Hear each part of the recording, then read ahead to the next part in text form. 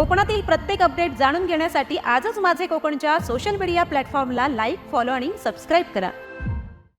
रत्नागिरी जिल्ह्यातील खेड तालुक्यात मान्सूनचा जोर कायम असून गेल्या 24 तासात 85 मिलीमीटर पावसाची नोंद झाली आहे। सततच्या पावसामुळे तालुक्यातील ओढे नाले तुडुंब भरून वाहत आहेत, तर जगबुडी नदीची पातळी 4.60 मीटरपर्यंत वाढली आहे। तालुक्यात काही भागात संततधार तर काही ठिकाणी मुसळधार पाऊस सुरू असल्याने प्रशासनाने नागरिकांना सतर्क राहण्याचे आवाहन केले आहे। विशेषतः ओढे नाले आणि नदीपात्रांमध्ये मासे पकडण्यासाठी किंवा अन्य कारणांसाठी जाणे टाळावे, तसेच पाण्याच्या प्रवाहाजवळ जाण्याचा धोका पत्करू नये असे प्रशासनाने स्पष्ट केले आहे। परिस्थितीवर महसूल आणि आपत्ती व्यवस्थापन यंत्रणेकडून सातत्याने लक्ष ठेवण्यात येत असून नागरिकांनी प्रशासनाच्या सूचनांचे काटेकोर पालन करण्याचे आवाहन देखील करण्यात आले आहे।